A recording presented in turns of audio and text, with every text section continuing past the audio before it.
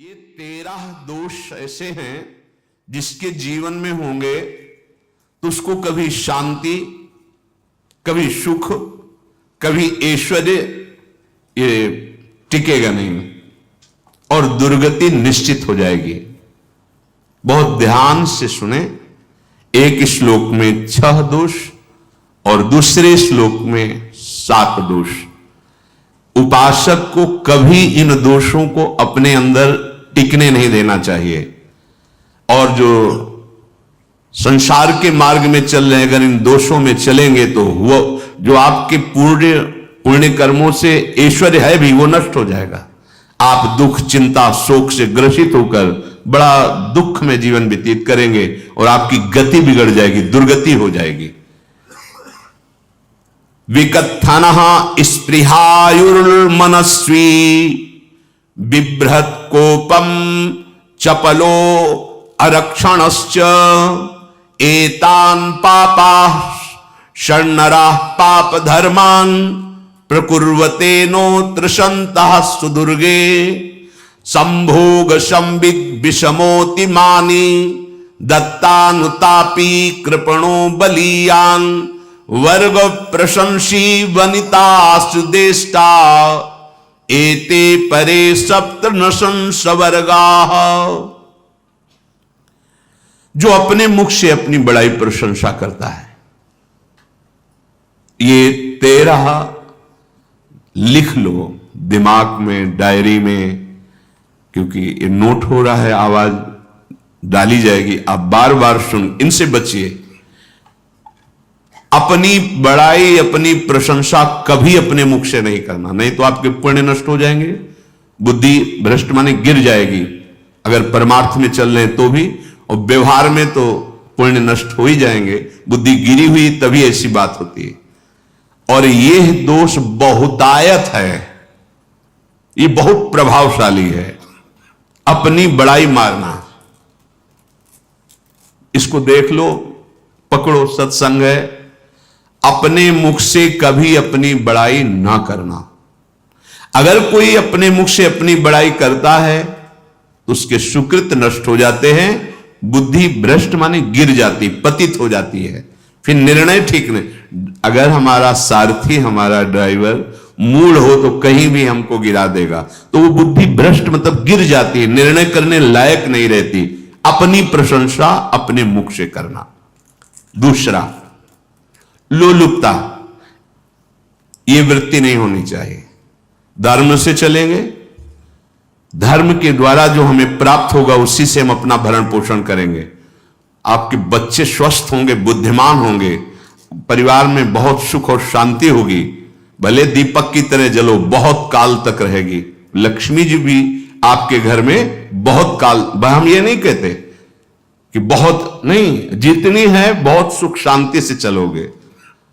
अगर लोलुपता करोगे, हिंसा, छल कपट, व्यभिचार, चोरी, ऐसे धन आ जाए, वो आएगा, लेकिन वो हाइलोजन की तरह आएगा, एकदम प्रकाश और फ्यूज, बिल्कुल अंधकार करके जाएगा। देख लेना, तुम्हारे जो सुख के हेतु है, तुम्हारा शरीर, तुम्हारे बच्चे, तुम्हारी पत्नी, तुम्हारा परिवार, उसको देख के तुम रात दिन जलोगे बिना आग के। ऐसे उनके आचरण होंगे, ऐसे उनके अंग होंगे, ऐसे उनके दिमाग होंगे, ऐसा उनका व्यवहार होगा। ये लोलुपता अगर उपासक में या किसी में है तो उसको नष्ट कर देती है। सावधान। तीसरा, यदि आपका अपमान होता है तो आपको उसे सहन करना होगा, उससे आपके पाप नष्ट हो जाएंगे। जो तनिक सा भी अपमान होने पर बहुत क्रोध करके दूसरे का अपकार करने लगता है, ये आपका पतन करा देगा, ये आपको फंसा देगा, हृदय जलेगा, अर्थव्यवस्था नष्ट होगी, पूरा परिवार दुखी होगा। जरा सा अपमान की संभावना में आप किसी से भी भिड़ गए, किसी से भी, वो ये प्रवृत्ति आपका पतन कर देगी। उपासक में तो अपमान सहना अमृत है, नीचा अपमानम सुधा, पर व्यवहार में भी ज्यादा उत्तेजित मत होइएगा। ये तो कुछ मिनट की बात है। अगर आपने उसे मारा, पीटा, रिपोर्ट हुई कानून की, ओ फंसते चले जाओगे, अर्थ जाएगा, समय जाएगा, चिंतन जाएगा, बहुत तरह से हानि हो जाएगी। अगर आप सह गए तो आपका सहना उसके लिए आग बन जाएगा। उमा क्षमा साप होते भारी, तुम्हें दंड देने की जरूरत नहीं, उसका एक कर्म ही उसे दंड दे देगा। आप शांत हो जाइए, आप सत्संगी हैं, आप शांत रहिए। चौथा, निरंतर क्रोध और उसका चिंतन। बैठे बैठे बस द्वेषियों का चिंतन ही हो रहा है, अंदर क्रोध का चिंतन और द्वेषियों का चिंतन ही हो रहा है। द्वेष भरी बातें, द्वेष भरी क्रियाएं, उन्हीं का चिंतन करके जलते रहना क्रोध से। उपासक को तो क्रोध करना ही नहीं चाहिए, बहुत शांत। ठीक है, अभ्यास में कभी क्रोध हो सकता है, उसको फिर समन करो, अंदर से प्रायश्चित जैसा कि अब गलती हुई, आगे नहीं करेंगे। और व्यवहार में भी क्रोध को आप पीना सीखें। अगर बार बार आपका क्रोध प्रकट होता ही रहेगा, आपका स्वभाव बिगड़ जाएगा, आपके पुण्य नष्ट हो जाएंगे और आपका जीवन नष्ट हो जाएगा। देने वाला उतना दे देगा आपको, आनंदित रहो। पैसा खर्चा, सब पूरे जीवन का विध्वंस मचा दिया क्रोध ने। कहीं भी आप देखो, किसी से क्रोध करके देखो, फिर देखो तुम्हारा भजन चल रहा है, तुम्हारी वो आनंद वृत्ति है नहीं, जलोगे और वो जलन और गुस्सा दिलाएगी और वो बैठे बैठे जलो नहीं। ये क्रोध जो है, ये चाहे व्यवहार में हो चाहे परमार्थ में, दोनों की हानि करने वाला है। और आश्रित जनों की रक्षा ना करना। अगर कोई भाग कर आपके पास आ गया है, कोई पशु पक्षी या कोई मनुष्य, आपको चाहिए कि अब चाहे हमारे पहले प्राण जाएं, उसकी रक्षा करेंगे। सीवी जैसे तो कोई बिरले ही होते हैं, पर इतना जरूर ध्यान रहे, जैसे कोई पशु पक्षी किसी भय से आपके सीमा के अंतर्गत आ गया है, अब उसकी रक्षा करनी है आपको। अगर आप स्वयं मार देते हैं या मरवा देते हैं, या आपके सुकृत नष्ट कर देगा, या आपकी दुर्गति का कारण बन जाएगा। और जो पाप कर्म उत्साहित होकर करते हैं, उपासक को तो बहुत सावधान रहना चाहिए, पर व्यवहार में भी जो नहीं करना चाहिए, अगर वो पाप कर्म आपके द्वारा मन में प्रेरित हो रहे हैं, संकल्प बन रहा है, क्रियाएं हो रही है, दुर्गति पक्की, पुण्य नष्ट हो जाएंगे, दुख अशांति बढ़ती चली जाएगी, कभी शांति नहीं प्राप्त कर पाएंगे। ऐसा नहीं कि जो मन में आवे सो करे। पापाचरण निडर और उत्साहित होकर करना, अगर ऐसे लक्षण है, निश्चित दुर्गति होती है। ये 6, अपनी बहुत बड़ाई करने वाला अपने मुख से, लोलुपता, तनिक से अपमान में सहन ना करने वाला, निरंतर क्रोधी और आश्रित जनों की रक्षा न करने वाला, और निडर हर्षित होकर पाप कर्म करने वाला। दूसरे श्लोक में 7 है, 6 7। 1, संभोग का ही चिंतन करना, संभोग में ही मन लगाना, संभोग दूसरी स्त्रियों के साथ करने की भावना रखना। संभोग, पहला है संभोग।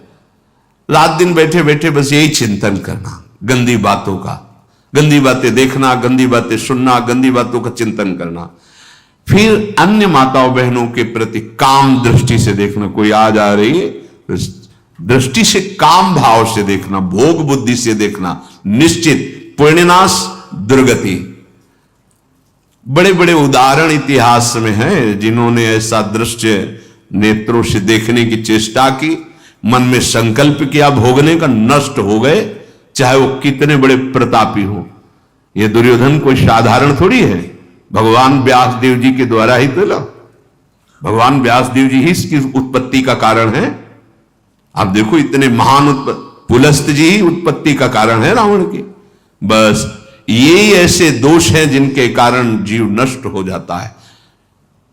ठीक है, धर्मयुक्त काम भगवान ने आदेश किया है। आपका पाणिक ग्रंथ संस्कार हो गया है, संतानोत्पत्ति की भावना से कुछ पवित्र तिथियों का त्याग करते हुए चर्चा में हुई है। एक नियम है, एक आदेश है शास्त्र का। आप बहुत काम प्रवृत्ति वाले हैं तो प्रत्येक मास में जब माता बहने पवित्र हो जाती मासिक धर्म से, तो जिनका पाणिक ग्रहण आपने किया, जो पत्नी स्वरूप है, वो ठीक है। वहां भी बार बार के लिए व्यभिचार प्रवृत्ति के लिए शास्त्र आदेश नहीं करता, संयम पूर्वक, और उसका चिंतन नहीं करना। पाणिग्रहण संस्कार है, घर में विराजमान है, एक संयम एक नियम के अनुसार उसका चिंतन तो फिर भ्रष्ट कर देगा। चिंतन प्रभु का करना है, चिंतन प्रभु की सेवा जो आपके कर्तव्य, इसके चिंतन से बचो। घातक है, बहुत बड़ा जहर है। अगर विषय चिंतन होने लगा तो मरोगे, जिंदा जलोगे, दुर्गति भी होगी। ये अंदर की जो आग है ना, कामाग्नि, ये इतनी बढ़ती चली जाएगी, तुम्हारे होश खराब हो जाएंगे कि मुझे क्या करना चाहिए क्या नहीं करना चाहिए। कुआ मदांधो मदना तुरुमा, अंधा हो जाएगा, नहीं दिखाई देगा अनुजा तनुजा क्या है कौन है, कुछ नहीं, भ्रष्ट बुद्धि। संभोग का चिंतन नहीं। धर्मयुक्त काम आदेश है शास्त्र में। यदि आप प्रवृत्ति मार्ग में हैं तो अपनी पत्नी को जो पाणिग्रहण स्वीकार किया है, वहां भी पवित्र तिथियों का त्याग करते हुए, एकादशी है, रामनवमी है, नव दुर्गा है, जन्माष्टमी है, राधाष्टमी, जो पवित्र तिथियों का त्याग करते हुए और ऐसे जो मर्यादाएं हैं उसके अनुसार, और कहीं पराई स्त्री के साथ संभोग की बात निश्चित दुर्गति पक्की है। ऐसे ही माताओं के लिए है, स्त्री शरीर के लिए है। यदि वो ऐसी गलत चेष्टा तो पतिवंचक परपति रति करही, रौ नरक कल्पसत परही। ये भोग चिंतन से बचने की चेष्टा कीजिए तो क्रिया से अपने आप बच जाएंगे। क्रिया के पहले चिंतन होता है, चिंतन से ही क्रिया का आवेश आता है। चिंतन संभालिए, इसी से भगवत प्राप्ति होती है, चिंतन से, और इसी से दुर्गति भी होती है। अनन्यस चिंतयन्तु माम, भगवान चिंतन करे मेरा करो, कर्तव्य कर्म मेरे को समर्पित करो।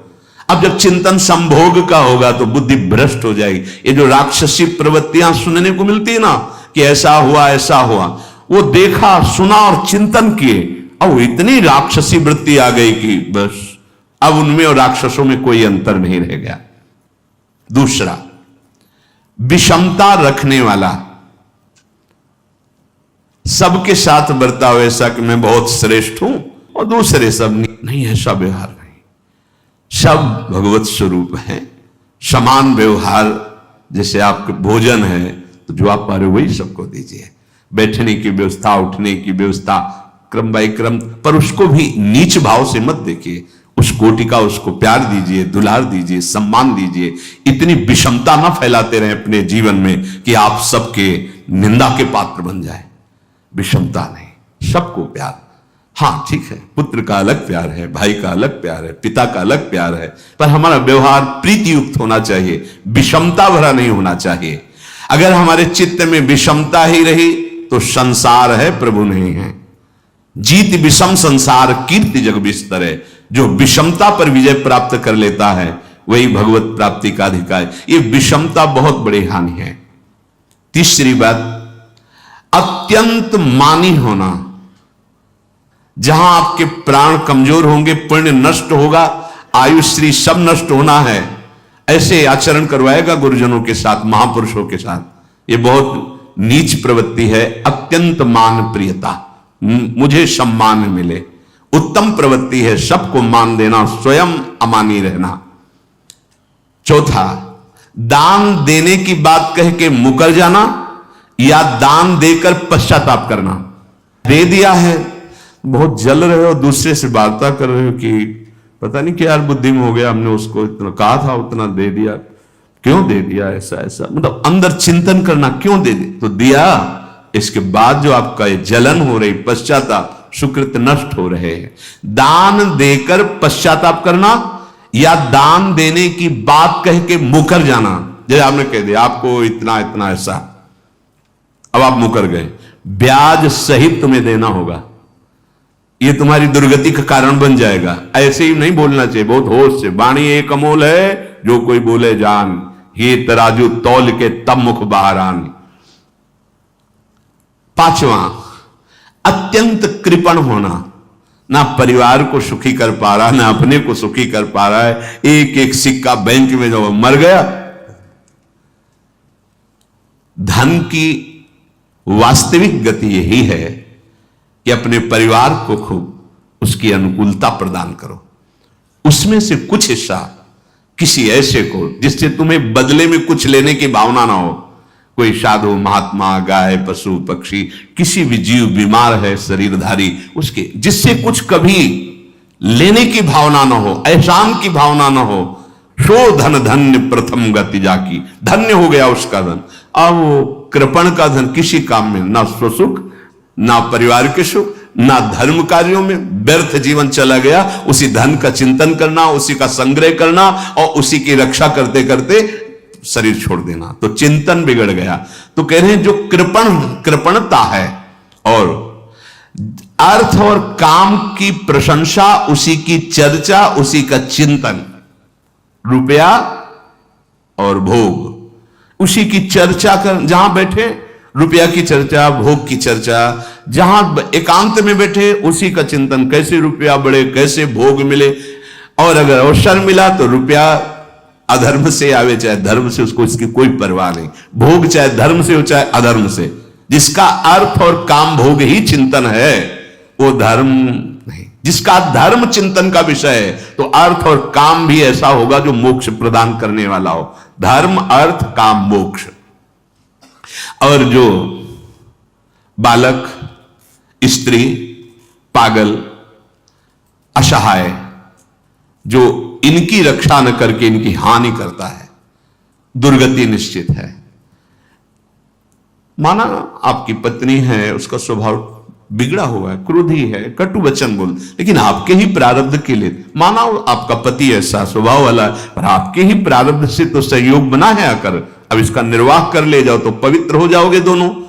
और अगर झगड़ा और लड़ाई और मारपीट और कहीं हिंसा आदि के रूप में उतर गए तो फिर और करनी बिगड़ गई। बालक है, आप उसको ज्ञान नहीं कि आप पवित्र है, कि आप पवित्र है, उसको ज्ञान नहीं कि आप उसके साथ व्यवहार अच्छा कर रहे हैं कि बुरा कर रहे हैं। रक्षा करनी है आपको, शोषण नहीं करना। कह रहे स्त्री, बालक और पागल, जैसे विक्षिप्त है, पागल है, आपको रक्षा करनी है। बन जाए तो उसको भोजन, ऐसा नहीं कि ईंट मारो, उसको अपमानित करो, उसकी बुद्धि खराब है, प्रारब्धवशात खराब हो गई है। तो शास्त्र आज्ञा करता है स्त्री, बालक, जैसे पागल, विक्षिप्त आदि हैं, असहाय है, असमर्थ है, बूढ़ा है, वो आप सेवा भी करो तो गाली दे सकते हैं, उनकी बुद्धि बिगड़ गई, आपको उनको दंड नहीं देना, मारना नहीं है आपको। मान लो आपके बड़े बूढ़े बुजुर्ग जन हैं, आप सेवा भी कर रहे हो तो आपको कटुवचन बोल सकते हैं, आपकी निंदा कर सकते हैं, लेकिन आपको उनके साथ व्यवहार सद करना है। अगर आपने इन दोषों को स्वीकार किया तो निश्चित आपकी दुर्गति होगी, ना इस लोक में आपको शांति मिलेगी ना परलोक में। इसलिए इन दोषों को बार बार सुन करके और हृदय में जांचो कि कहीं है तो नहीं, अगर है तो सत्संग, भजन बल, भगवत प्रार्थना के बल से इन दोषों का त्याग कर दो, जीवन मंगलमय हो जाएगा। शेष चर्चा आगे। श्री राधा वल्लभ लाल।